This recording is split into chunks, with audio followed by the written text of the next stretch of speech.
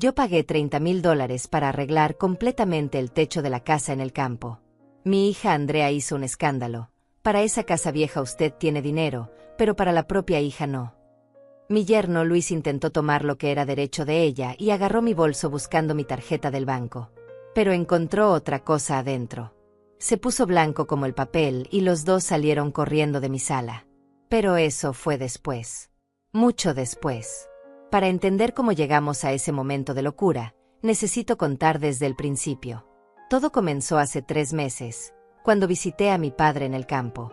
Yo me llamo Clotilde, tengo 69 años, y soy viuda desde hace 7. Mi esposo me dejó esta casa donde vivo, algunos ahorros que administro con cuidado, y una pensión modesta pero suficiente para vivir sin apuros. Trabajo medio turno en una tienda de telas, más por mantenerme ocupada que por necesidad real. La casa del campo es donde crecí. Es una construcción antigua, de paredes gruesas, pisos de cemento y un patio enorme lleno de árboles frutales. Allá vive mi padre Vicente. Tiene 91 años y es el hombre más testarudo que conocí en mi vida. Se niega a dejar esa casa. Dice que nació allá y que va a morir allá, y que nadie lo va a mover mientras tenga un soplo de vida en el cuerpo. Yo lo entiendo. Esa casa guarda toda su historia. Es donde se casó con mi madre, donde me crió, donde vivió 60 años de matrimonio antes de que ella falleciera. Pedirle que la deje sería como pedirle que renuncie a todo lo que fue. Por eso yo lo visito cada 15 días. Llevo comida, limpio lo que él ya no puede limpiar, reviso que esté tomando sus medicamentos, que la casa esté en orden. Vicente es independiente todavía, pero la edad no perdona. Ya no sube bien las escaleras. Su oído izquierdo casi no funciona. Pero su mente sigue clara y su orgullo intacto. En mi última visita antes de todo esto, encontré algo que me destrozó el corazón. Había baldes por toda la casa. 1 en la sala, 2 en el corredor, 3 dentro de la habitación de mi padre. El techo estaba goteando tanto que él ya no podía dormir en su propia cama. Lo encontré durmiendo en el sofá de la sala, el único lugar sin goteras. Le pregunté por qué no me había dicho nada. Él solo se encogió de hombros, con esa manera suya de minimizar todo, y me dijo que no quería molestarme, que ya sabía que yo tenía mis propios gastos, que podía aguantar un poco más. Vi las manchas de humedad en las paredes. Vi el moho creciendo en las esquinas. Vi como mi padre, un hombre que trabajó toda su vida, que construyó esa casa con sus propias manos, estaba viviendo en condiciones que nadie debería aceptar. No iba a permitir que mi padre siguiera así. Al día siguiente contraté a un maestro de obras que me recomendó un vecino de la zona. Le pedí que revisara todo y me diera un presupuesto completo. El hombre subió al techo, revisó la estructura de madera, miró las tejas una por una. El diagnóstico fue peor de lo que imaginaba. Las tejas estaban quebradas en varios puntos. La estructura de madera estaba podrida por la humedad. Había que cambiar casi todo. No era solo un parche. Era una reforma completa del techo. El presupuesto final fue de $30,000. Me senté en la cocina de mi padre a hacer cuentas. Era mucho dinero. Más de lo que tenía en mi cuenta corriente.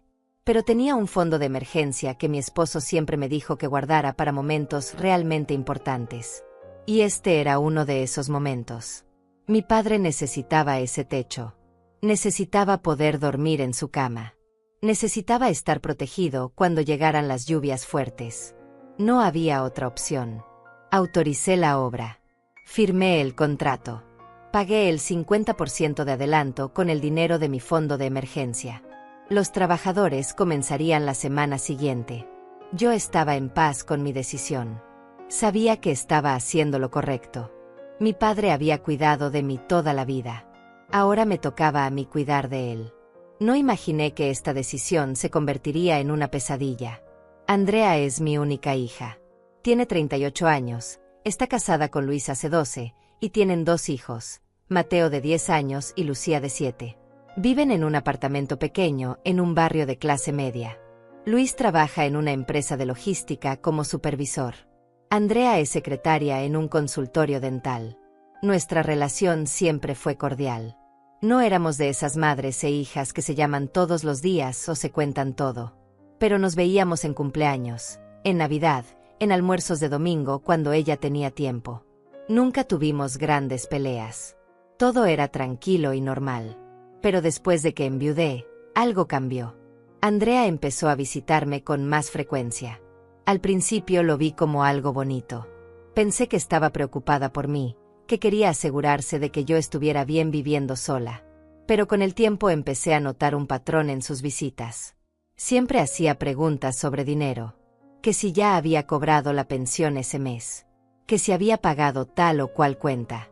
Que cuánto estaba gastando en el supermercado. Que si necesitaba ayuda económica. Que si estaba ahorrando algo. Y sobre todo, siempre terminaba preguntando sobre la casa del campo. Esa pregunta aparecía en casi todas nuestras conversaciones. Andrea insistía en que mantener esa casa no tenía sentido. Que estaba muy lejos. Que era un gasto innecesario. Que mi padre ya estaba muy viejo para vivir solo allá. Que debería traerlo a vivir conmigo, o que deberíamos pensar en una residencia para ancianos. Yo siempre le respondía lo mismo. Esa casa era el hogar de mi padre, él había vivido allá toda su vida, y mientras él quisiera quedarse, yo iba a respetar su decisión. La casa era de él, no mía. Andrea fruncía el ceño cada vez que yo decía eso. A veces suspiraba. A veces cambiaba de tema rápidamente. Pero nunca insistía demasiado. Hasta ese momento. La obra comenzó un lunes de mañana. Yo fui hasta allá para estar presente el primer día. Llevé café para los trabajadores. Conversé con el maestro de obra sobre los plazos y los materiales. Todo marchaba bien. Mi padre estaba contento. Por primera vez en meses lo vi sonreír de verdad. El miércoles por la tarde, Andrea me llamó por teléfono. Dijo que quería pasar a visitarme. Que hacía tiempo que no nos veíamos. Le dije que por supuesto, que viniera cuando quisiera. Llegó esa misma tarde, con Luis y los 2 niños. Tomamos café en la cocina. Los nietos jugaron en el patio.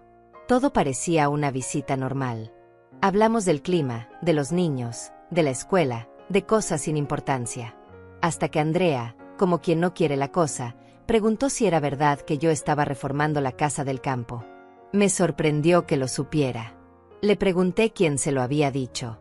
Ella tomó otro sorbo de café, despacio, y me explicó que una prima lejana que vive cerca de allá había visto a los trabajadores subiendo al techo. La prima le había mandado un mensaje preguntando si yo estaba vendiendo la propiedad. Le expliqué con calma que no estaba vendiendo nada. Que solo estaba arreglando el techo porque estaba en muy mal estado. Que mi padre no podía seguir viviendo con goteras por toda la casa, durmiendo en el sofá porque su habitación estaba inundada cada vez que llovía. Andrea asintió. Parecía estar procesando la información. Luis, que hasta ese momento había estado callado mirando su celular, levantó la vista. Andrea me preguntó cuánto estaba costando la reforma. Le dije la verdad. $30,000. El silencio que siguió fue incómodo. Andrea dejó la taza de café sobre la mesa con más fuerza de la necesaria. Luis se quedó mirándome fijo, como si estuviera evaluando algo en su cabeza. Después Andrea preguntó, con una voz extrañamente controlada, si yo tenía ese dinero disponible. Le dije que sí, que estaba usando mis ahorros, que era mi decisión y que estaba en paz con ella. Andrea miró a Luis. Él le devolvió la mirada. Fue un intercambio silencioso pero cargado de significado, como si hubieran tenido toda una conversación sin palabras. Entonces Andrea dijo algo que me dejó helada. Mamá, ¿no crees que $30,000 es mucho dinero para gastar en una casa que está cayéndose a pedazos? Le respondí que la casa no se estaba cayendo a pedazos, que solo necesitaba el techo nuevo, que la estructura era sólida, que mi padre vivía allá y tenía derecho a vivir con dignidad. Pero es que no tiene sentido, insistió Andrea. Es tirar el dinero a la basura. Esa casa no vale ni la mitad de lo que estás gastando en arreglarla. Luis asintió, respaldando a su esposa. Andrea tiene razón, Clotilde. Ese dinero se podría usar de mejor manera. Me molestó que mi yerno opinara sobre mis finanzas. Pero mantuve la calma. Les dije que agradecía su preocupación, pero que mi decisión estaba tomada. Que era mi dinero y mi padre. Andrea se levantó de la silla. Llamó a los niños para irse. Toda la calidez que había tenido al llegar había desaparecido. Se despidió con un beso frío en la mejilla y salieron. Esa noche no pude dormir bien. Algo en la forma en que Andrea había reaccionado me inquietaba. No era preocupación genuina por mi economía. Era otra cosa. Algo que no lograba identificar del todo, pero que me dejaba un sabor amargo en la boca. Los días siguientes fueron tranquilos. La obra avanzaba bien. Yo iba al campo cada 2 o 3 días para supervisar. Mi padre estaba emocionado viendo cómo el techo se transformaba.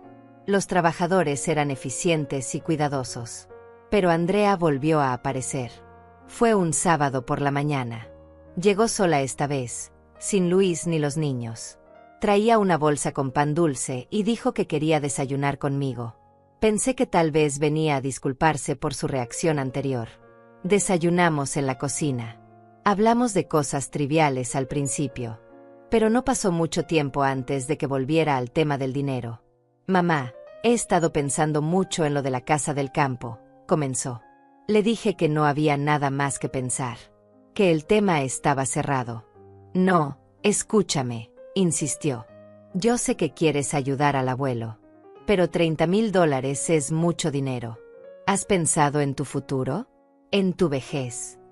Le recordé que tenía 69 años, no 90. Que todavía trabajaba. Que tenía mi pensión. Que estaba bien económicamente. «Pero nunca se sabe qué puede pasar», dijo Andrea. «Puedes enfermarte. Puedes necesitar una cirugía. Puedes tener una emergencia. Y ahí va a estar todo ese dinero, enterrado en un techo de una casa vieja en medio del campo». Empezaba a molestarme su insistencia. Le dije con firmeza que apreciaba su preocupación, pero que yo era adulta y sabía administrar mi dinero. Que no necesitaba que nadie me dijera cómo gastarlo. Andrea cambió de táctica. Su voz se volvió más suave, casi dulce. «Mamá, yo sé que no te gusta hablar de esto, pero Luis y yo estamos pasando por un momento difícil económicamente». Eso me tomó por sorpresa. Le pregunté qué había pasado. Ella me contó que Luis había tenido problemas en el trabajo, que le habían reducido las horas, que el apartamento necesitaba reparaciones, que los niños tenían gastos de escuela, que estaban ajustados. Sentí compasión por ella. Le pregunté cuánto necesitaban. «No es que necesitemos que nos des dinero», dijo rápidamente. «Solo pensé que, si tienes $30,000 para gastar en un techo, tal vez podrías ayudar a tu propia hija también». Ahí estaba. La verdadera razón de su visita. Le expliqué con paciencia que el dinero del techo venía de mis ahorros de emergencia. Que no era dinero que estuviera circulando libremente. Que ya estaba comprometido con la obra. Que el contrato estaba firmado. «Pero todavía no has pagado todo», argumentó Andrea. «Dijiste que pagaste el 50% de adelanto. Todavía te queda el otro 50%. Me quedé mirándola, procesando lo que estaba diciendo. Estaba sugiriendo que cancelara la obra a mitad de camino. Que dejara a mi padre con el techo a medio arreglar. Para darle el dinero a ella. Le dije que no. Que eso era imposible. Que no iba a hacer eso. Andrea apretó los labios. Vi la frustración en su rostro. Pero no dijo nada más. Se levantó, me dio un abrazo mecánico, y se fue. Esa misma tarde le conté todo a Rosaura, mi vecina y amiga de hace más de 20 años. Rosaura es una mujer sabia, directa, que siempre me dice las cosas como son. «Clotilde, abre los ojos», me dijo mientras tomábamos té en su patio. «Tu hija no está preocupada por tu futuro. Está preocupada por su presente. Quiere ese dinero». Le dije que tal vez Andrea realmente estaba pasando por dificultades económicas. «Puede ser», admitió Rosaura. «Pero eso no le da derecho a presionarte. Tú trabajaste toda tu vida. Ese dinero es tuyo. Y estás haciendo algo noble con él, cuidando de tu padre. No dejes que te hagan sentir culpable». Tenía razón. Pero igual me sentía mal. Andrea era mi hija. No quería que hubiera tensión entre nosotras. La obra continuó. 2 semanas después, el techo estaba casi terminado. Solo faltaban algunos detalles finales. Mi padre estaba radiante. Había vuelto a dormir en su cama. La casa se sentía seca y segura otra vez. Pagué el resto del dinero acordado. $30,000 completos. Cada centavo bien gastado al ver la felicidad en el rostro de mi padre. Pero el verdadero problema estaba por comenzar. Andrea volvió a visitarme 3 días después de que la obra terminara. Esta vez llegó con Luis. Los dos tenían una expresión seria. No trajeron a los niños. Eso ya me pareció extraño. Se sentaron en la sala. Rechazaron el café que les ofrecí. Luis fue directo al grano. Clotilde, necesitamos hablar sobre la situación económica de la familia. La forma en que lo dijo, tan formal, tan frío, me puso en alerta inmediatamente. Andrea tomó la palabra. Mamá, Luis y yo hemos estado hablando mucho sobre esto. Y no nos parece justo. Le pregunté que no les parecía justo. Que gastes $30,000 en una casa que ni siquiera es tuya, mientras tu propia hija está pasando dificultades. Le recordé que esa casa era de mi padre, que él había vivido allá toda su vida, que yo solo estaba cumpliendo con mi deber como hija. Tu deber como hija, repitió Andrea con amargura. Y tu deber como madre. Esas palabras me dolieron. Le dije que siempre había cumplido con mi deber como madre, que la había criado, educado, apoyado toda su vida. Pero ahora que tengo problemas, no estás aquí para mí, dijo Andrea, y su voz sonaba cargada de resentimiento. $30,000. Mamá, 30,000. ¿Sabes lo que podríamos hacer con ese dinero? Luis se inclinó hacia adelante en el sofá. Podríamos pagar las deudas de la tarjeta de crédito, arreglar el baño que tiene una filtración, comprarle ropa nueva a los niños, poner al día las cuotas del apartamento. Les dije que entendía que estuvieran pasando por dificultades, pero que ese dinero ya estaba gastado, que la obra estaba terminada, que no había forma de recuperarlo. Pero tienes más ahorros, dijo Andrea. No era una pregunta, era una afirmación. Me quedé callada. Era verdad que todavía tenía algunos ahorros, pero eran para mi propia vejez, para emergencias médicas, para imprevistos. No era dinero que pudiera regalar así como así. Lo sabía, continuó Andrea al ver mi silencio. Tienes más dinero guardado y prefieres dejarlo ahí sin usarlo antes que ayudar a tu propia hija. Luis asintió con la cabeza, respaldándola. Es egoísta, Clotilde. Perdona que te lo diga así, pero es la verdad. Sentí la rabia subir por mi garganta. ¿Egoísta? ¿Yo era egoísta por cuidar de mi padre de 91 años? ¿Por asegurarme de que tuviera un techo digno sobre su cabeza? Les dije con voz firme que mi dinero era mío, que había trabajado toda mi vida para tenerlo, que mi esposo y yo habíamos ahorrado con sacrificio, y que yo decidía cómo gastarlo. Claro, es tu dinero, dijo Andrea poniéndose de pie. Pero cuando te mueras, ¿sabes para quién va a ser? Para mí. Soy tu única hija. Así que en realidad, ese dinero ya es mío. Solo estás administrándolo temporalmente. Me quedé helada con esas palabras. La forma en que lo dijo, tan calculadora, tan fría. Como si yo fuera solo un obstáculo entre ella y una herencia. Luis también se levantó. Solo piénsalo, Clotilde. No estamos pidiendo caridad. Estamos pidiendo lo que es justo. Andrea es tu hija. Tiene más derecho a tu ayuda que tu padre. Se fueron sin despedirse. Yo me quedé sentada en el sofá, temblando. No de miedo, sino de decepción. ¿Así me veía mi propia hija? ¿Como una fuente de dinero? Esa noche llamé a mi padre. Le conté lo que había pasado, aunque traté de minimizarlo para no preocuparlo. Vicente escuchó en silencio y después dijo algo que nunca voy a olvidar. Clotilde, esa muchacha está mostrando su verdadera cara. Ten cuidado. Cuando la gente empieza a hablar de herencias mientras uno todavía está vivo, es porque ya no te ven como persona. Te ven como dinero. Tenía razón. Pero no quería aceptarlo. Era mi hija. Tenía que haber una manera de hacerla entender.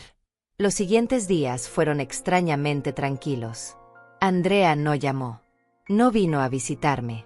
Yo tampoco busqué contacto. Necesitaba espacio para procesar todo lo que había pasado. Pero entonces comenzaron las llamadas de Luis. La primera fue un martes por la mañana. Me llamó al celular mientras yo estaba en la tienda de telas. Me dijo que necesitaba hablar conmigo a solas, sin Andrea, que tal vez podíamos llegar a un acuerdo. Le dije que no había nada que acordar, que mi decisión estaba tomada. Él insistió. Dijo que Andrea estaba muy afectada, que no estaba durmiendo bien, que se sentía rechazada por su propia madre, que él solo quería encontrar una solución que nos hiciera felices a todas.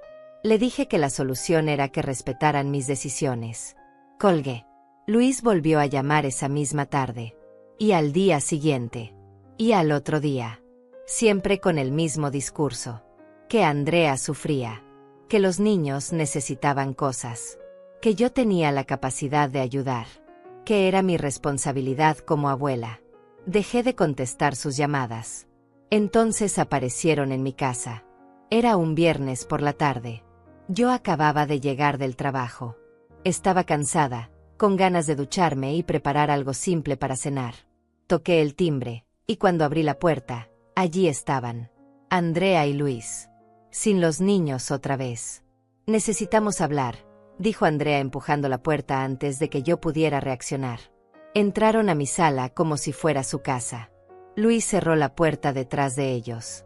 El gesto me pareció amenazante, aunque no podría explicar exactamente por qué. Mamá, esto ya pasó de límite, comenzó Andrea. Hace 2 semanas que no hablamos. Hace 2 semanas que no ves a tus nietos. Así vas a dejar las cosas.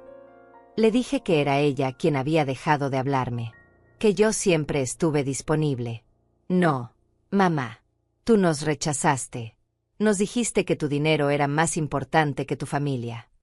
Luis intervino. Clotilde, vamos a ser prácticos. Necesitamos $15,000. Es la mitad de lo que gastaste en el techo. Si nos das eso, quedamos en paz. Seguimos siendo una familia normal. ¿$15,000? ¿Así como así? Les dije que estaban locos si pensaban que yo iba a entregarles esa cantidad de dinero solo porque ellos lo pedían. No estamos pidiendo, dijo Andrea, y su voz cambió. Se volvió dura, cortante. Estamos exigiendo lo que es justo. Luis sacó su celular. Me mostró una calculadora con números. Mira, hicimos cuentas. Durante los últimos 12 años, hemos ido a visitarte, te hemos llevado a los niños, hemos pasado Navidades y cumpleaños contigo. Nuestro tiempo vale dinero. Nuestra compañía vale dinero. No podía creer lo que estaba escuchando. Estaban poniéndole precio a las visitas familiares, a los abrazos de mis nietos, a las cenas de Navidad. Les dije que se fueran de mi casa, que esta conversación no tenía sentido. Andrea se acercó a mí. Para esa casa vieja tú tienes dinero, mamá. Para ese techo que se va a volver a arruinar en unos años. Pero para la propia hija no tienes nada. Para los propios nietos no tienes nada, agregó Luis. Les repetí que se fueran. Mi voz sonaba firme, pero por dentro estaba temblando. Andrea me miró con un desprecio que nunca le había visto. ¿Sabes qué, mamá? Creo que el abuelo te lavó el cerebro. Siempre fue un egoísta. Y tú saliste igual. Eso fue demasiado. Mi padre era el hombre más generoso que conocí en mi vida. Había trabajado hasta los 80 años para mantenernos. Había pagado la educación de Andrea. Le había regalado dinero para su boda. Y ahora ella lo llamaba egoísta. Les grité que salieran. Que no iba a permitir que insultaran a mi padre en mi propia casa. Luis se puso de pie. Imponente. Es un hombre grande, de casi 1,90 m. En ese momento usó su tamaño para intimidarme. Se paró frente a mí, mirándome desde arriba. Vas a darnos ese dinero, Clotilde. De una forma u otra, vas a hacerlo. Andrea agarró su cartera. Tienes hasta el domingo para pensarlo. O nos das $15,000, o no vuelves a ver a tus nietos. Y puedes olvidarte de que cuidemos de ti cuando seas vieja y estés enferma. Se fueron dando un portazo. Me dejaron temblando en medio de mi sala. Me senté en el sofá y rompí en llanto. No podía creer que mi propia hija me estuviera extorsionando, que estuviera usando a mis nietos como herramienta de chantaje. Llamé a Rosaura.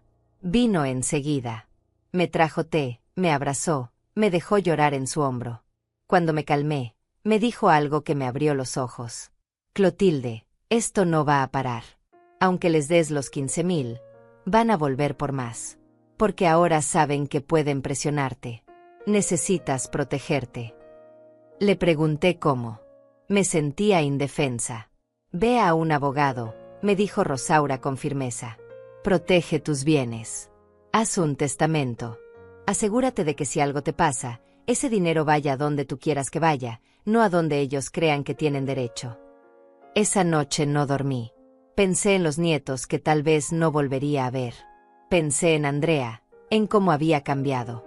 O tal vez nunca la conocí realmente. Pensé en mi padre, en cómo se sentiría si supiera que su nieta lo llamaba egoísta. El sábado por la mañana fui al centro. Busqué el despacho de un abogado que me había recomendado una compañera de la tienda hacía años. El doctor Alfredo Méndez. Un hombre de unos 60 años, serio, con muchos años de experiencia en derecho de familia.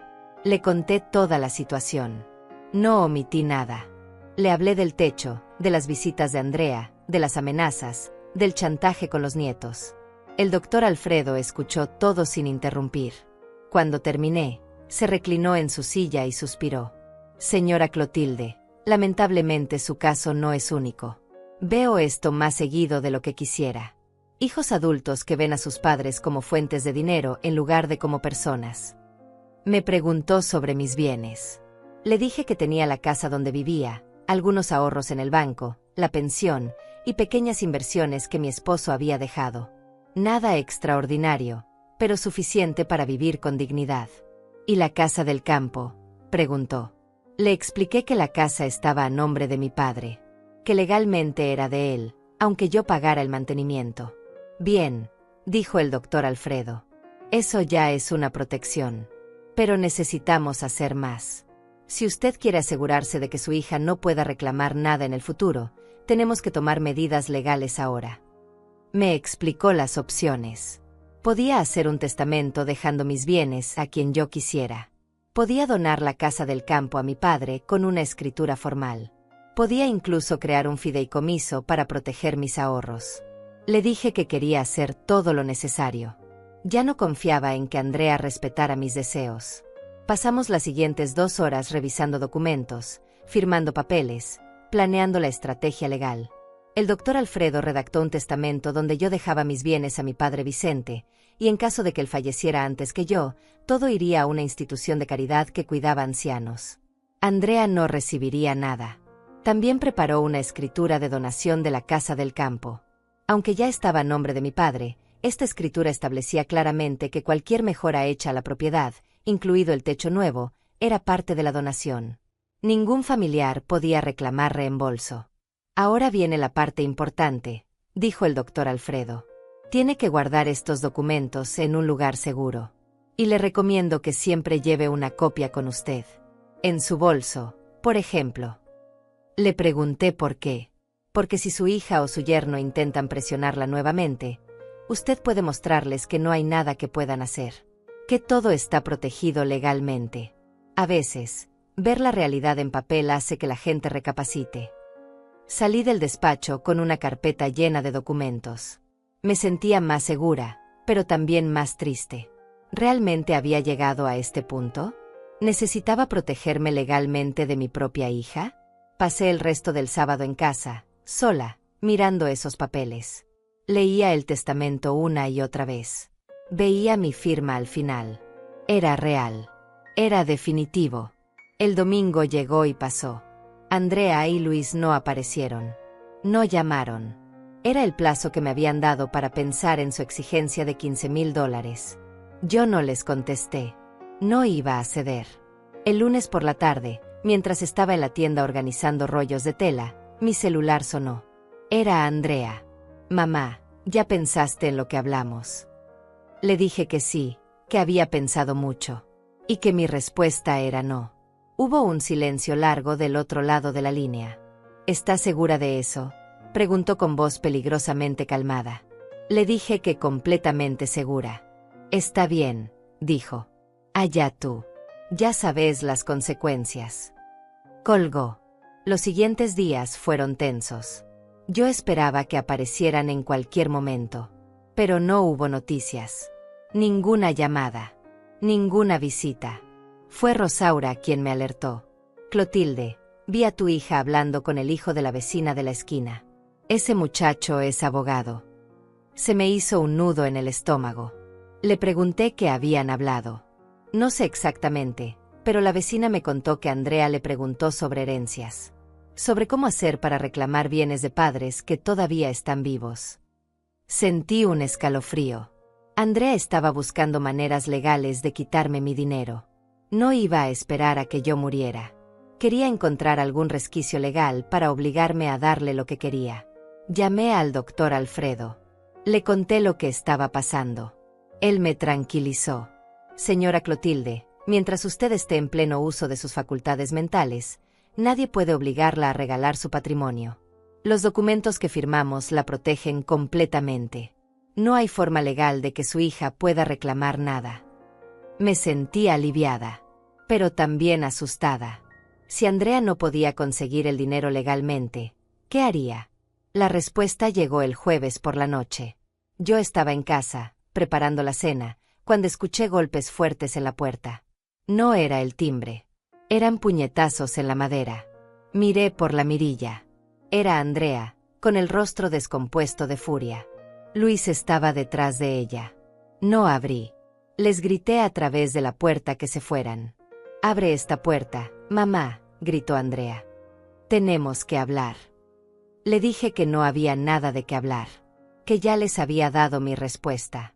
Luis golpeó la puerta más fuerte. «Clotilde, no nos hagas llamar a la policía. Abre la puerta». ¿Llamar a la policía? ¿Por qué? Ellos eran los que estaban haciendo escándalo. Pero tenía miedo. Agarré mi celular, lista para marcar emergencias si era necesario. Los golpes continuaron durante varios minutos. Después, silencio.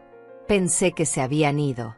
Pero entonces escuché la voz de Andrea, más calmada, hablando desde el otro lado. «Mamá, por favor.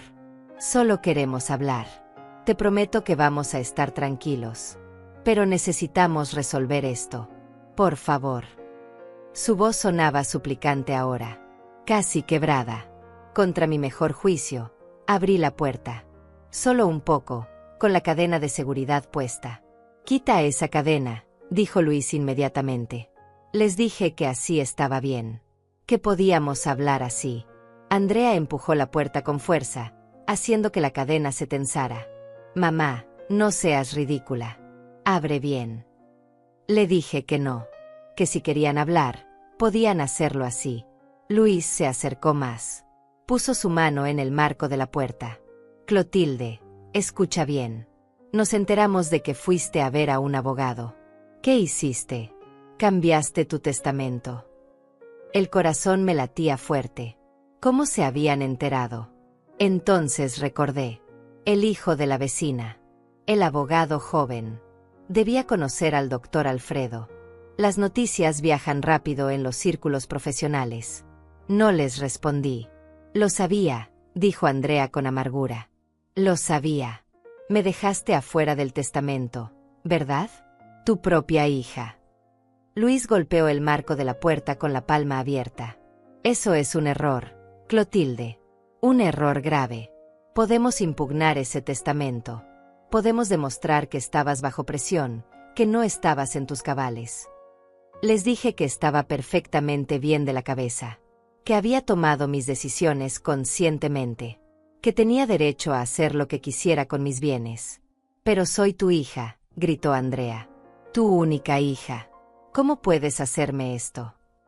Le dije que ella misma se lo había buscado, que me había extorsionado, que había usado a mis nietos como herramienta de chantaje, que había insultado a mi padre. «Todo eso lo hice porque estoy desesperada», dijo Andrea, y ahora estaba llorando. «Porque necesito ayuda y mi propia madre me da la espalda. ¿No entiendes? Estamos ahogados en deudas. El banco nos está presionando. Pueden quitarnos el apartamento». Luis asintió, respaldándola. «Es verdad, Clotilde. No estamos jugando.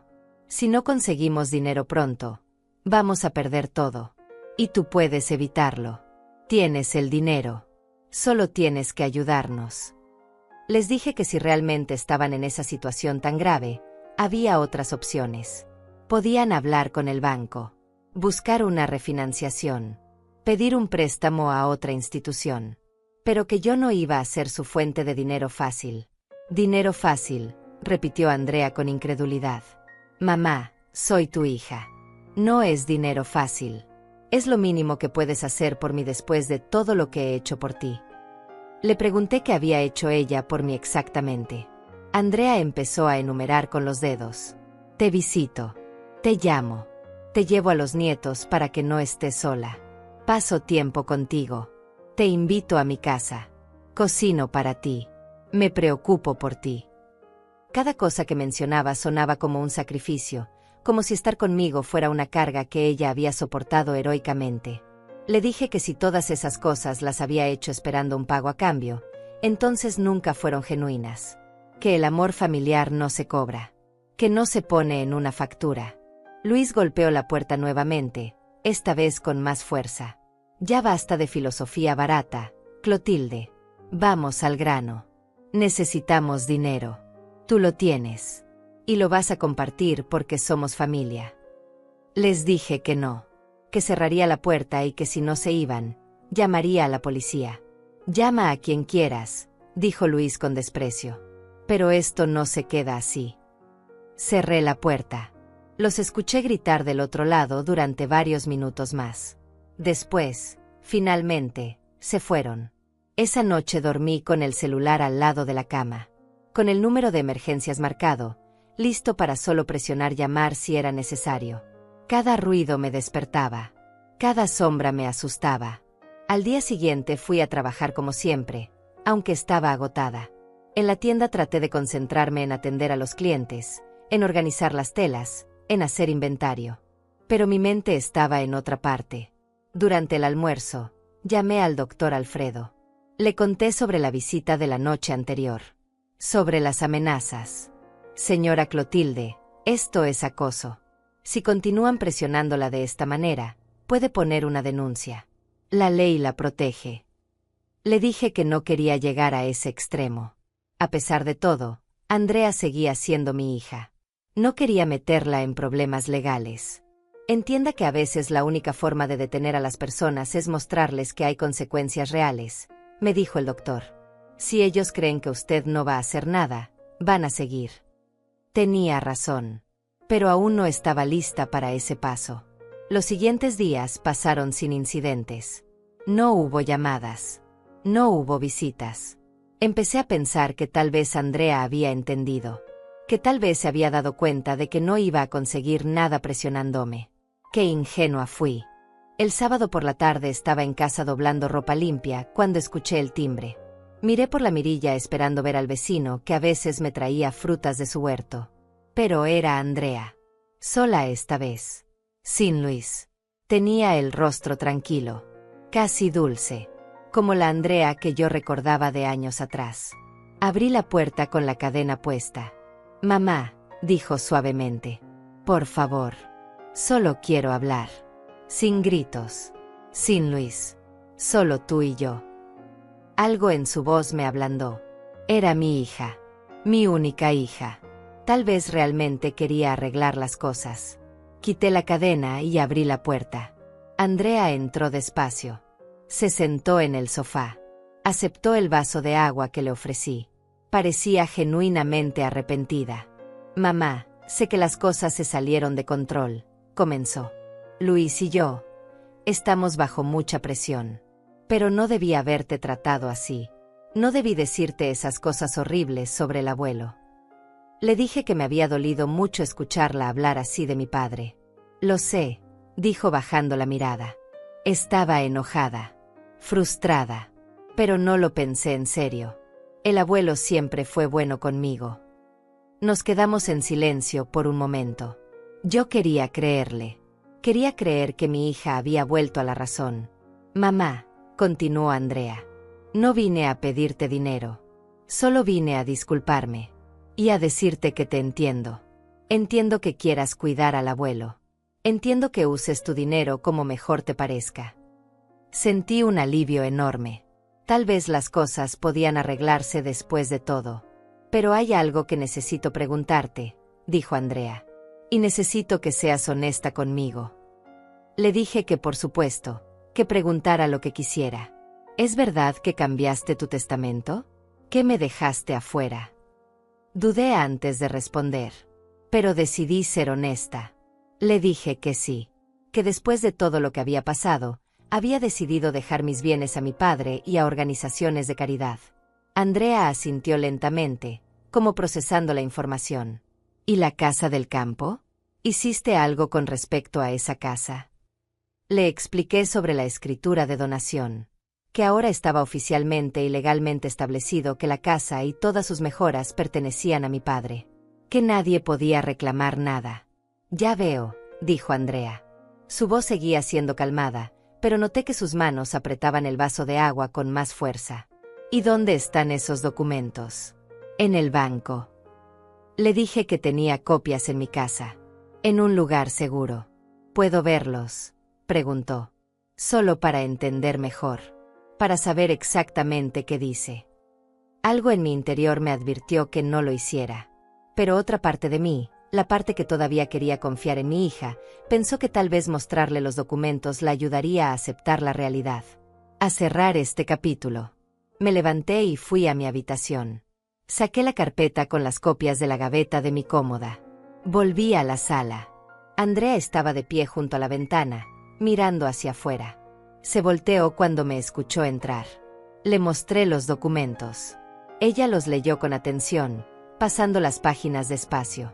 Vi cómo su mandíbula se tensaba con cada párrafo. Esto es muy definitivo, dijo finalmente. No hay forma de cambiarlo, ¿verdad? Le dije que mientras yo estuviera viva y en mis cabales, podía cambiar lo que quisiera. Pero que por ahora, esta era mi decisión. Andrea devolvió los documentos a la carpeta. Me miró fijamente. Mamá, ¿sabes lo que esto significa? Significa que trabajé toda mi vida siendo tu hija para nada. Significa que todo el tiempo que pasé contigo, todas las navidades, todos los cumpleaños, todo fue inútil. Le dije que esa forma de pensar era exactamente la razón por la que había tomado esta decisión. Que ella veía nuestra relación como una inversión económica, no como amor. No digas estupideces, respondió Andrea, y su voz volvió a tener ese tono duro. Todo en la vida es una transacción. Tú me diste la vida, yo te doy mi tiempo y mi atención. Esa es la forma en que funciona. Le dije que estaba equivocada, que el amor no funcionaba así. Andrea se rió. Fue una risa corta, amarga. El amor. Qué romántica eres, mamá. Mientras tanto, yo me hundo en deudas y tú tienes dinero guardado que podrías usar para salvarme. Le recordé que había opciones, que podían vender el auto, mudarse a un apartamento más barato, reducir gastos, que había formas de salir de las deudas sin depender de mi dinero. ¿Vender el auto? Mudarnos, repitió Andrea con incredulidad. ¿Por qué tendríamos que hacer eso cuando tú tienes dinero más que suficiente? ¿Por qué tenemos que sacrificarnos nosotros cuando tú vives cómodamente? Le dije que yo vivía con lo que había trabajado toda mi vida, que no era cómoda, era prudente, que había ahorrado con esfuerzo durante décadas. Exactamente, dijo Andrea señalándome con el dedo. Trabajaste, ahorraste. ¿Y para qué? ¿Para dárselo todo a instituciones de caridad? ¿A extraños? En lugar de a tu propia sangre. Le expliqué que prefería que mi dinero ayudara a personas que realmente lo necesitaban, no a alguien que solo quería mantener un estilo de vida que no podía pagar. Andrea se acercó a mí. Su rostro estaba rojo de furia contenida. No puedo creer que seas tan egoísta, tan cruel. ¿Así vas a dejarme? Sin nada. Le dije que no la estaba dejando sin nada, que ella tenía su trabajo, su esposo, su apartamento, que tenía mucho más que muchas personas en este mundo. Pero podría tener más, gritó Andrea. Podría tener lo que me corresponde. Le dije que nada le correspondía, que yo no le debía nada más allá de lo que ya le había dado durante su infancia y juventud, Andrea respiraba agitadamente. Miró alrededor de la sala como buscando algo. Sus ojos se detuvieron en mi bolso, que estaba sobre la mesa del comedor. ¿Qué más tienes ahí?, preguntó señalando el bolso. ¿Más documentos? ¿Más secretos? Le dije que solo era mi bolso normal, con mis cosas personales. Quiero verlo, dijo caminando hacia la mesa. Le dije que no, que era mi privacidad. Pero Andrea ya había agarrado el bolso. Lo abrió y empezó a sacar cosas. Mi billetera, mis llaves, un paquete de pañuelos, mi celular. Andrea, para, le dije tratando de quitarle el bolso. No tienes derecho. Ella me empujó suavemente pero con firmeza. Tengo todo el derecho. Soy tu hija. Necesito saber qué más me estás ocultando. Sacó la billetera y la abrió. Contó el dinero que había adentro. Apenas $50 en efectivo. ¿Esto es todo lo que cargas? ¿Dónde está tu tarjeta del banco? Le dije que no le iba a decir. Andrea vació completamente el bolso sobre la mesa. Todo cayó en desorden. Y entonces lo vio. El sobre manila que el doctor Alfredo me había dado. El sobre que contenía las copias certificadas de todos los documentos legales. ¿Qué es esto?, preguntó agarrando el sobre. Le dije que me lo devolviera, que eran documentos privados. Pero Andrea ya estaba abriendo el sobre. Sacó los papeles. Sus ojos recorrieron las páginas rápidamente. Vi cómo su expresión pasaba de la curiosidad a la comprensión, y luego a la furia absoluta. Esto es oficial, dijo con voz temblorosa. Ya está registrado. Ya es legal. No puedo hacer nada. Le dije que así era. Que mis decisiones ya estaban tomadas y protegidas legalmente. Andrea dejó caer los papeles sobre la mesa. Se llevó las manos a la cabeza. No puedo creerlo. No puedo creer que llegaras tan lejos. Que me odiaras tanto. Le dije que no la odiaba. Que simplemente estaba protegiendo lo que era mío. Protegiendo mi derecho a decidir sobre mi propio patrimonio. Protegiendo, gritó Andrea. ¿De quién? De tu propia hija. Le dije que sí. De ella. Porque había demostrado que solo le interesaba mi dinero. En ese momento escuché la puerta de entrada abrirse. Mi corazón se detuvo. Yo había cerrado esa puerta con llave. ¿Cómo había entrado alguien? Luis apareció en el marco de la puerta de la sala. Tenía una llave en la mano. Mi llave. La que yo le había dado años atrás para emergencias, cuando los niños eran pequeños. ¿Qué está pasando aquí?, preguntó Luis mirando los papeles esparcidos sobre la mesa. Mira esto, dijo Andrea pasándole los documentos. Mira lo que hizo. Nos dejó afuera de todo. De todo, Luis. Luis leyó los papeles con atención. Su rostro se fue endureciendo con cada línea. Cuando terminó, me miró con una frialdad que me aterrorizó. Esto fue un error, Clotilde. Un error muy grande. Le dije que se fueran de mi casa. Los dos. Inmediatamente. Todavía no, dijo Luis caminando hacia mí. Primero vamos a solucionar esto. Andrea se colocó a su lado. Los dos me acorralaban contra la pared de la sala. Yo retrocedí hasta que mi espalda tocó la pared. Vas a cambiar esto, dijo Luis señalando los documentos. Vas a llamar a tu abogado ahora mismo y vas a revertir todo esto. Le dije que no iba a hacer eso. Sí vas a hacerlo, insistió Luis. Su voz era baja pero amenazante. Porque si no lo haces, las cosas se van a poner muy difíciles para ti. Le pregunté si me estaba amenazando. Estoy siendo realista, respondió Luis. Eres una mujer mayor. Vives sola. Pueden pasar muchas cosas. Accidentes. Caídas. Problemas de salud que requieran que alguien tome decisiones por ti. Sentí un escalofrío. ¿Estaba sugiriendo lo que yo pensaba? Andrea intervino. Mamá, Luis solo está diciendo que necesitas ser razonable. Piensa en tu futuro. ¿Quién va a cuidarte cuando ya no puedas cuidarte sola? Yo, tu hija. Entonces es justo que yo tenga acceso a tus recursos. Les dije que prefería irme a una residencia de ancianos antes que depender de ellos. ¿Con qué dinero?, preguntó Luis con una sonrisa cruel. Si todo tu dinero va a estar atado en fideicomisos y donaciones, no vas a poder pagar una buena residencia. Andrea asintió. Exacto. Vas a terminar en un lugar horrible. Sola. Abandonada. Mientras que si nos das lo que nos corresponde ahora, nosotros te cuidaremos. Te prometo que te cuidaremos. Era una amenaza disfrazada de promesa. Me quedaba claro que si yo no cedía, ellos iban a asegurarse de que mi vejez fuera miserable. Les dije que no me importaba, que prefería cualquier cosa antes que recompensar su comportamiento. Luis perdió la paciencia. Se acercó más a mí. Escúchame bien, vieja terca. Vas a hacer lo que te estamos pidiendo. Porque Andrea es tu heredera legal. Es tu única hija. Y cuando estés senil o enferma, ella va a tener el derecho de tomar decisiones por ti. Así que mejor arreglas esto ahora por las buenas, o lo vamos a arreglar después por las malas. Andrea puso su mano en el brazo de Luis. Calma. No necesitamos llegar a eso. Se volvió hacia mí. Mamá, seamos prácticas.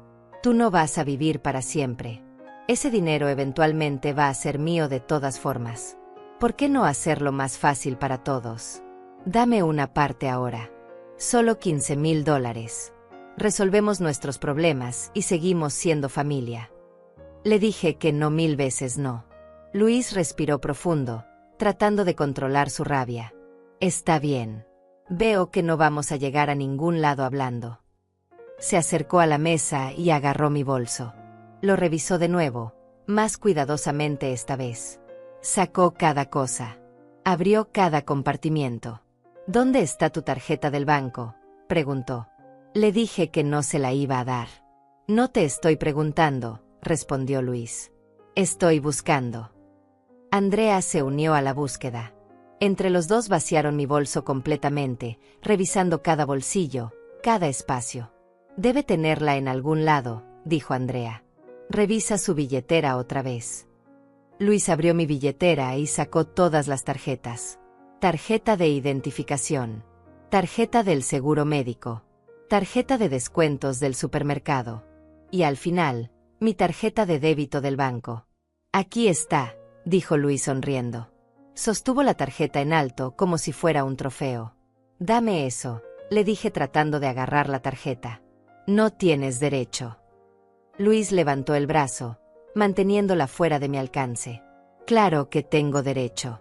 Andrea es tu hija. Somos familia. Este dinero es tanto de ella como tuyo. Andrea sacó su celular. Dame el número de clave. Mamá, vamos a hacer una transferencia ahora mismo. Solo $15,000. Ni siquiera es todo lo que te pedimos. Les dije que estaban locos si pensaban que yo les iba a dar mi clave. Entonces lo vamos a hacer de otra manera, dijo Luis guardándose la tarjeta en el bolsillo. Vamos a ir al banco mañana. Los tres juntos. Y vas a retirar el dinero en efectivo. Le dije que no iba a hacer eso. Que podían quedarse con la tarjeta si querían, pero sin la clave no servía de nada. Y yo no pensaba dársela. Luis se acercó a mí otra vez. Su rostro estaba a centímetros del mío. Clotilde, no me provoques. Puedo ponerme muy desagradable cuando me provocan. Sentí miedo real por primera vez. Este hombre era capaz de cualquier cosa. Lo vi en sus ojos. Andrea notó mi expresión de terror. Luis, basta. La estás asustando.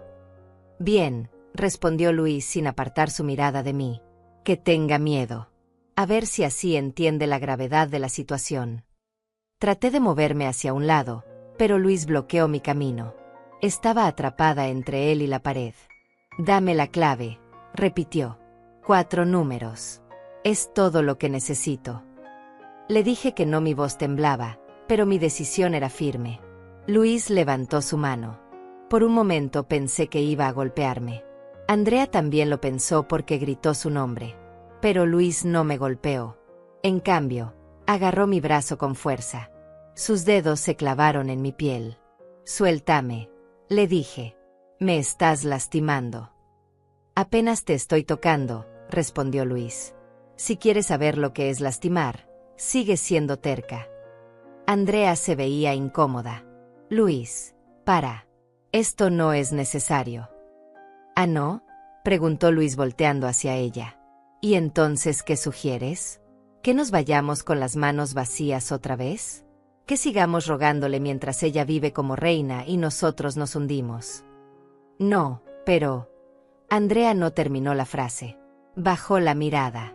Luis me soltó el brazo. Yo me lo froté, sintiendo el dolor donde sus dedos habían presionado.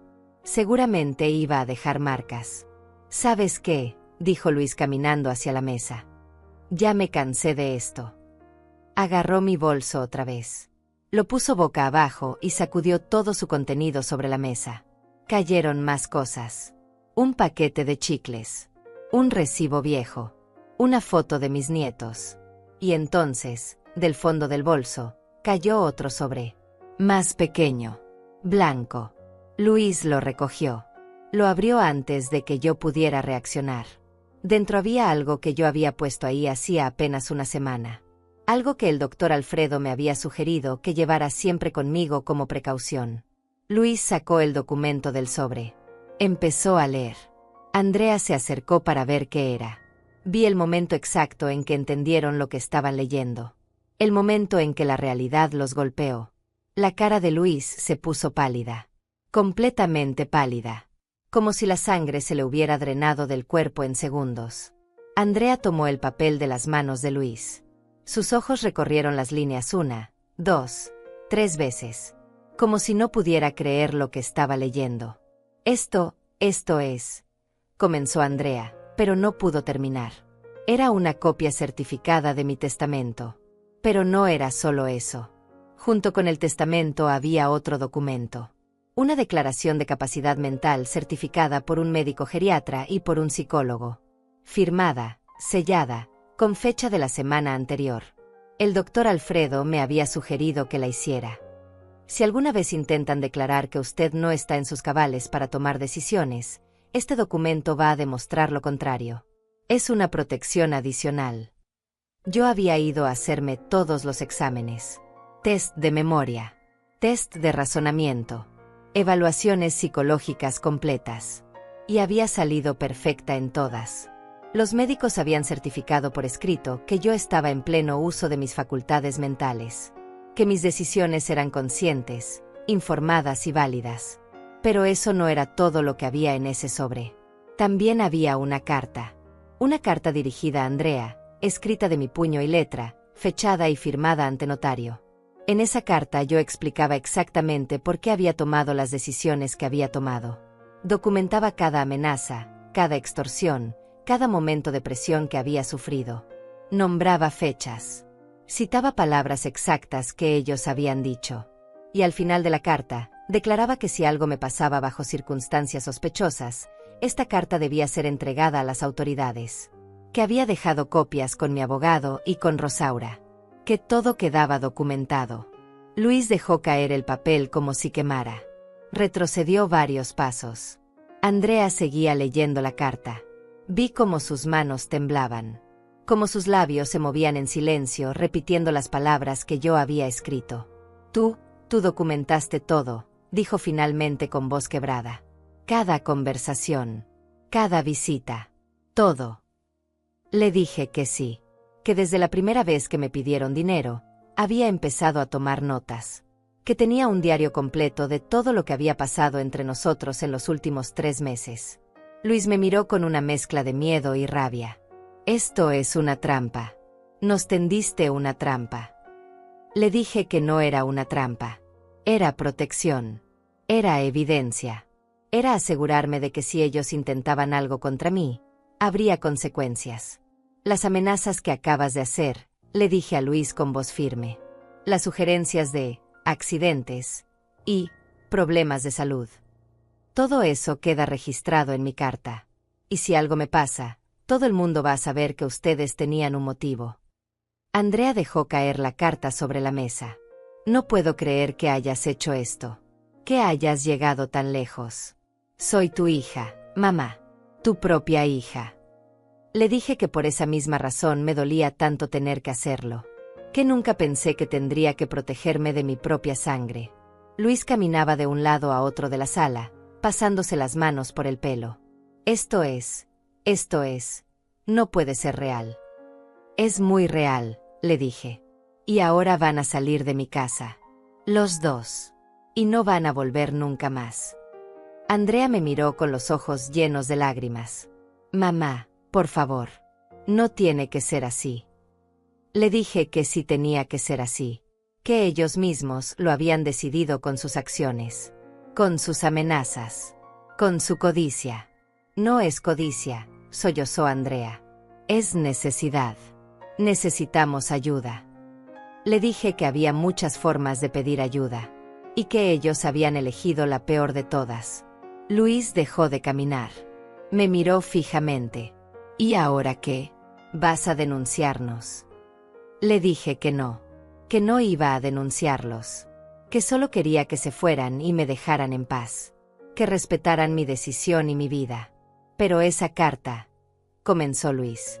Esa carta solo se abre si algo me pasa, le expliqué. Si yo vivo mi vida tranquilamente, si muero de muerte natural cuando me llegue el momento, nadie va a leer nunca lo que dice. Va a quedar guardada con el doctor Alfredo. Andrea se secó las lágrimas. ¿Entonces todavía hay una posibilidad de arreglar esto? Le dije que la única forma de arreglar esto era que ellos aceptaran mis decisiones. Que dejaran de presionarme por dinero. Que si querían tener una relación conmigo, tenía que ser genuina. Sin intereses económicos. Pero el testamento, dijo Andrea. El testamento se queda como está, le dije con firmeza. Eso no es negociable. Pero si ustedes demuestran durante los próximos años que pueden respetarme, que pueden amarme sin esperar nada a cambio, tal vez, solo tal vez, yo podría reconsiderar algunas cosas. Era mentira. Yo no iba a cambiar nada. Pero necesitaba darles algo para que se fueran. Para que me dejaran en paz. Luis miró a Andrea. Andrea lo miró a él. Tuvieron otra de esas conversaciones silenciosas. Está bien, dijo finalmente Luis. Nos vamos. Pero quiero que sepas algo, Clotilde. Esto no se olvida. Lo que hiciste hoy, documentarnos como si fuéramos criminales, eso no se olvida. Le dije que lo que ellos hicieron tampoco se olvidaba. Que las amenazas, la extorsión, el intento de robar mi tarjeta del banco, todo eso quedaba grabado en mi memoria. Andrea recogió su cartera. Se acercó a mí una última vez. Mamá, algún día vas a arrepentirte de esto. Algún día vas a estar sola, enferma, y vas a necesitarme. Y no voy a estar. Le dije que prefería estar sola que rodeada de personas que solo me querían por mi dinero. Andrea dejó escapar una risa amarga. Qué noble te ves ahora. Qué digna. Pero en el fondo sabes que te vas a arrepentir. Luis ya estaba en la puerta. Tenía mi tarjeta del banco todavía en su mano. La miró por un momento, como considerando si llevársela de todas formas. Pero entonces la tiró sobre la mesa del comedor con desprecio. Quédate con tu dinero, dijo. Quédate con todo. Ojalá te haga muy feliz cuando estés muriendo sola en un hospital. Luis, vámonos, dijo Andrea jalándolo del brazo. Pero antes de salir, se volteó hacia mí una última vez. Una cosa más. Mamá. Los niños. Mateo y Lucía. Ya no los vas a ver más. No quiero que estén cerca de alguien tan egoísta. Esas palabras me dolieron más que cualquier otra cosa que hubieran dicho. Mis nietos. Mis pequeños. Pero sabía que era otra forma de chantaje. Otra manera de presionarme. Les dije que era su decisión. Que si querían usar a sus hijos como armas, eso hablaba muy mal de ellos como padres. Pero que yo no iba a ceder ante ese tipo de manipulación. Andrea abrió la boca para responder, pero Luis la empujó suavemente hacia la puerta. Ya basta. Vámonos. Esta mujer no vale más de nuestro tiempo. Los vi salir. Escuché sus pasos en el pasillo. El sonido del elevador abriéndose y cerrándose. Y entonces, silencio. Me quedé parada en medio de mi sala, rodeada de los contenidos de mi bolso esparcidos sobre la mesa, con los documentos que habían visto, con la evidencia de todo lo que había tenido que hacer para protegerme. Mis piernas empezaron a temblar. Me senté en el sofá antes de que se doblaran por completo. Y entonces, finalmente, me permití llorar. Lloré por la hija que había perdido. O tal vez por la hija que nunca tuve realmente. Lloré por los nietos que tal vez no volvería a ver. Lloré por tener que llegar a estos extremos para proteger lo que era mío. No sé cuánto tiempo pasé así. Podría haber sido media hora. Podría haber sido 2 horas. El tiempo no significaba nada en ese momento. Cuando finalmente pude levantarme, recogí todo de la mesa. Guardé los documentos en el sobre. Ordené mi bolso. Cada movimiento era mecánico, automático. Llamé a Rosaura. Necesitaba hablar con alguien. Necesitaba contar lo que había pasado. Voy para allá, dijo ella sin siquiera dejarme terminar de explicar. Dame 10 minutos. Llegó en 7. Con una bolsa de pan dulce y una botella de vino. Pensé que lo ibas a necesitar, dijo abrazándome en la puerta. Nos sentamos en la cocina. Le conté todo. Cada detalle. Cada palabra que se había dicho. Cada amenaza. Cada momento de terror que sentí. Rosaura escuchó sin interrumpir. Cuando terminé, tomó un sorbo largo de vino y suspiró. Clotilde, hiciste lo correcto. Sé que duele. Sé que es horrible tener que documentar a tu propia familia como si fueran enemigos. Pero era necesario. Le dije que me sentía terrible. Que no podía dejar de pensar en Mateo y Lucía. En que los estaba perdiendo. No los estás perdiendo tú, me corrigió Rosaura. Andrea es la que está eligiendo usar a sus hijos como herramientas. Eso es responsabilidad de ella, no tuya. Tenía razón, pero igual dolía. ¿Y si realmente no los vuelvo a ver?, le pregunté. ¿Y si crecen pensando que su abuela no los quiso? Rosaura tomó mi mano. Los niños son más inteligentes de lo que creemos. Cuando crezcan, cuando sean mayores, van a entender. Van a buscar las respuestas. Y la verdad siempre sale a la luz. Pasamos el resto de la noche hablando. Rosaura me ayudó a procesar todo. Me recordó por qué había hecho lo que hice. Me dio la fuerza que necesitaba para no derrumbarme. Cuando finalmente se fue, eran casi las 2 de la mañana. Me fui a dormir exhausta, pero extrañamente en paz. Había pasado por el peor momento. Había enfrentado a Andrea y a Luis. Y había sobrevivido. Los siguientes días fueron tranquilos. Demasiado tranquilos. Cada vez que sonaba el teléfono, mi corazón se aceleraba. Pero nunca era Andrea. Nunca era Luis. Una semana después, llamé a mi padre. Necesitaba escuchar su voz. Necesitaba saber que había hecho lo correcto protegiéndolo. Clotilde, ¿estás bien?, preguntó Vicente apenas contestó. Escucho algo raro en tu voz. Le conté una versión reducida de lo que había pasado. No quería preocuparlo con todos los detalles, pero necesitaba que supiera. Vicente estuvo callado por un momento largo. Después dijo, esa muchacha salió a la familia de su padre. Mi yerno era bueno, pero su familia siempre tuvo esa manera de ver el dinero como lo más importante. Nunca había pensado en eso. Mi esposo había sido generoso y trabajador, pero recordé que su hermano siempre había sido problemático con temas de dinero. Tal vez Andrea había heredado algo de eso. Papá, le dije, ¿hice bien? Estuve mal en proteger mis bienes de esta manera. Clotilde, respondió mi padre con voz firme. Hiciste lo que tenías que hacer. Nadie, ni siquiera tu propia hija, tiene derecho a quitarte lo que trabajaste toda tu vida. Y te agradezco que me protegieras a mí también. Este techo nuevo es más que un techo. Es dignidad. Es amor. Es respeto. Y eso no tiene precio. Sus palabras me hicieron llorar otra vez. Pero esta vez eran lágrimas de alivio. De saber que al menos una persona en mi familia entendía. Que al menos mi padre me apoyaba. 2 semanas después, el doctor Alfredo me llamó. Señora Clotilde, necesito informarle algo. La hija de usted ha estado haciendo averiguaciones. Sentí un nudo en el estómago. ¿Qué tipo de averiguaciones? Ha consultado con otros abogados. Está buscando formas de impugnar el testamento. De declarar que usted no estaba en sus cabales cuando lo firmó. Le dije que eso era imposible, que yo tenía la certificación médica, la evaluación psicológica. Todo estaba documentado. Exactamente, dijo el doctor Alfredo. Y esos otros abogados se lo han dicho. No tiene caso. Usted está protegida legalmente de todas las formas posibles. Pero pensé que debía saberlo, para que esté alerta. Le agradecí por avisarme. Colgué el teléfono sintiéndome validada.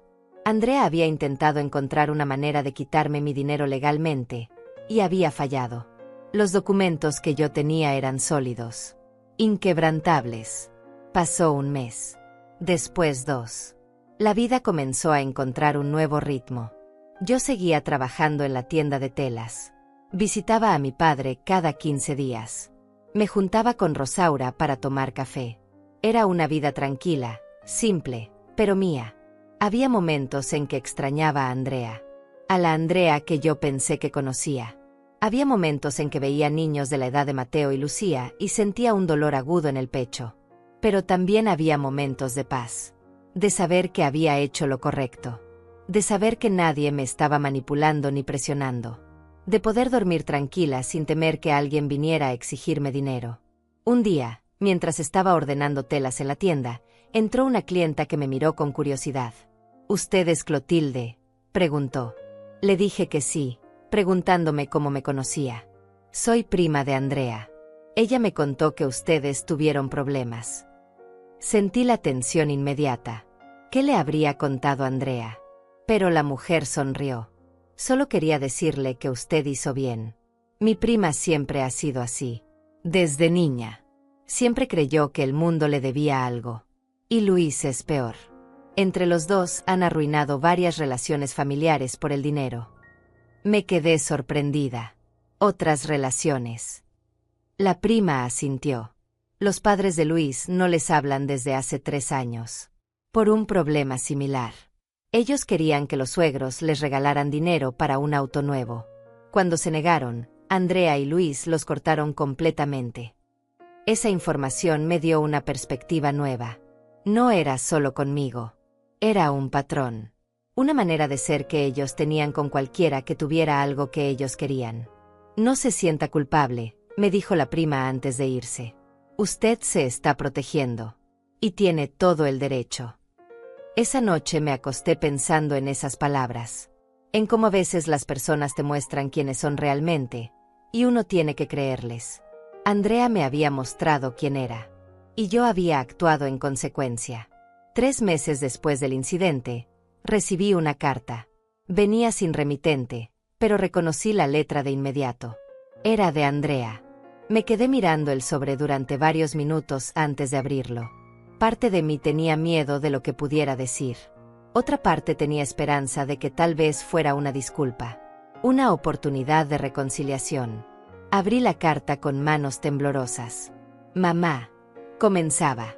No te escribo para pedirte perdón porque no creo haber hecho nada malo. Solo pedí lo que era justo.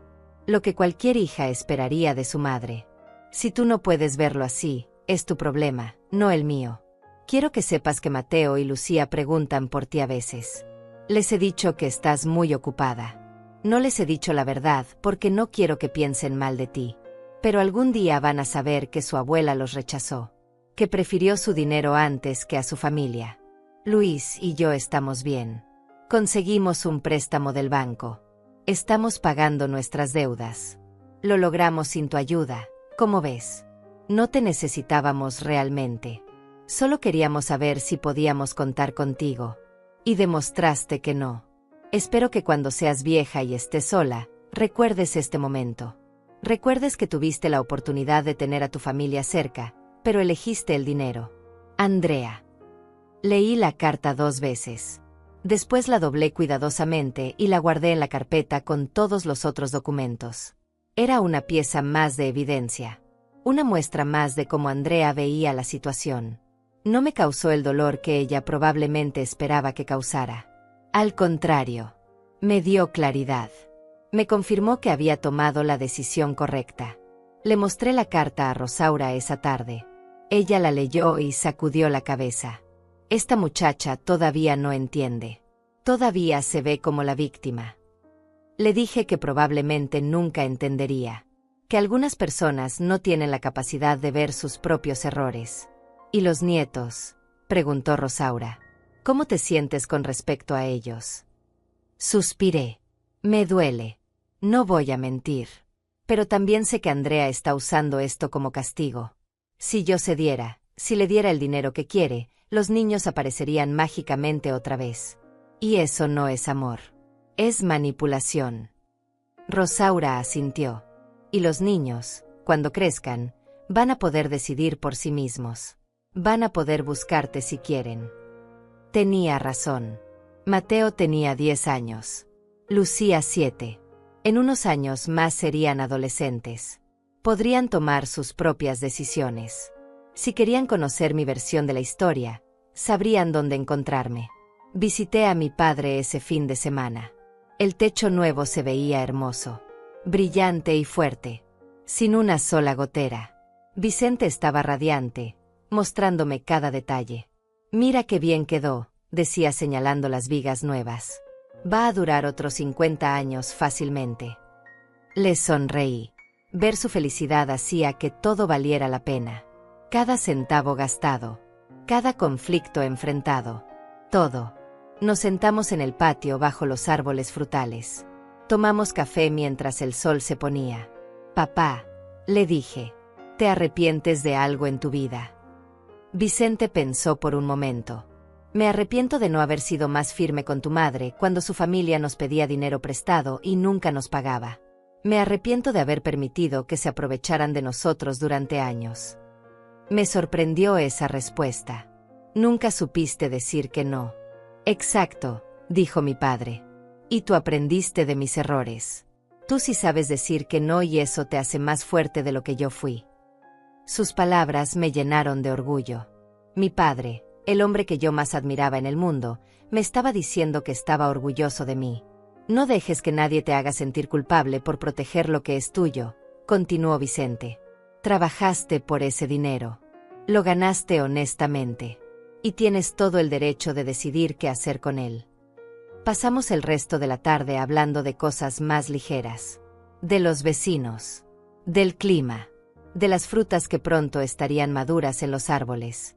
Eran conversaciones simples, pero preciosas. Cuando me fui esa noche, manejando de vuelta a la ciudad bajo un cielo lleno de estrellas, me sentí en paz. Una paz profunda que no había sentido en meses.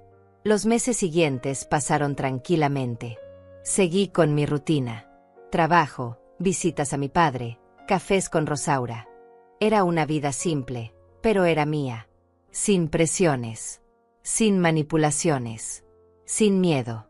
Un día, 6 meses después de todo el conflicto, estaba en la tienda cuando entró un cliente que me resultó familiar. Era un hombre mayor, bien vestido, con el cabello completamente blanco. Me miró y sonrió. ¿Clotilde? ¿Eres la hija de Vicente? Le dije que sí, preguntándome cómo me conocía. Soy el doctor Benítez. Atiendo a tu padre en el centro de salud. Él habla mucho de ti, de lo que hiciste por él con el techo de su casa. Sentí calidez en el pecho. Mi padre exagera. Solo hice lo que cualquier hija haría. El doctor Benítez negó con la cabeza. No, Clotilde. No cualquier hija lo haría. Veo muchos casos de ancianos abandonados.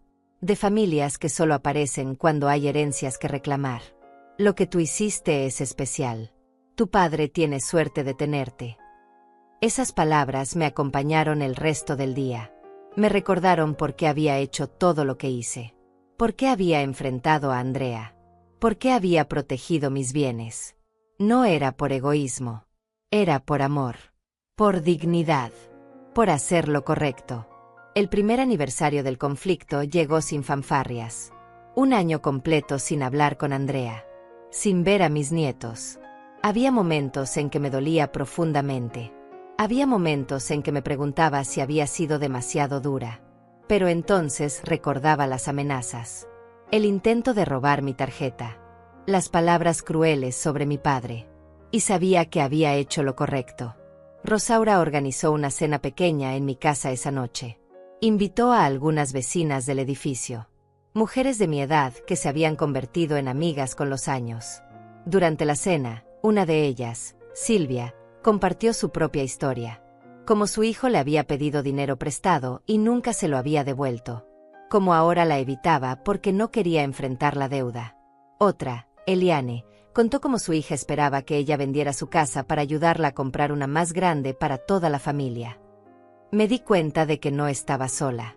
Que muchas mujeres mayores enfrentaban presiones similares de sus familias. Que mi historia no era única. Lo importante, dijo Rosaura al final de la noche, es que todas nosotras aprendimos a poner límites. A decir no, a proteger lo que es nuestro. Eso no nos hace malas madres o malas abuelas. Nos hace personas con dignidad. Todas brindamos por eso. Por la dignidad. Por el respeto propio. Por el derecho a decidir sobre nuestras propias vidas y nuestro propio dinero. Esa noche, después de que todas se fueron, me senté en mi sala a mirar fotos viejas. Fotos de Andrea cuando era niña. De mi esposo. De momentos felices que ya no volverían. Sentí tristeza, sí, pero no arrepentimiento. Había hecho lo que tenía que hacer. Había protegido mi patrimonio. Había cuidado de mi padre. Había establecido límites saludables. Y si eso significaba perder a una hija que solo me veía como fuente de dinero, entonces que así fuera. Guardé las fotos y saqué la carpeta con todos los documentos. El testamento. La certificación médica. La carta que había escrito. La escritura de donación. Todo estaba en orden. Todo estaba protegido. Agregué la carta de Andrea a la carpeta. Era la última pieza. La evidencia final de que ella nunca había entendido. Nunca había cambiado. Cerré la carpeta y la guardé en el lugar seguro donde siempre la tenía. Junto con mi bolso, donde siempre llevaba copias. Me fui a dormir esa noche sintiéndome completa. No feliz exactamente, porque la pérdida de la relación con Andrea siempre dolería. Pero completa. En paz. Segura. Había aprendido una lección invaluable, que a veces, protegerte a ti mismo significa alejarte de las personas que amas. Que poner límites no es egoísmo, es supervivencia. Que tu dinero, tu patrimonio, tu vida, son tuyos para decidir. Y que nadie, absolutamente nadie, tiene derecho a quitarte eso. Ni siquiera tu propia hija. Al día siguiente llamé a mi padre. Papá, ¿cómo está el techo? Perfecto, respondió con voz alegre. Ni una sola gotera. Duermo como un bebé todas las noches. Gracias a ti, hijita. Gracias a ti. Y en ese momento supe, con absoluta certeza, que había tomado la decisión correcta.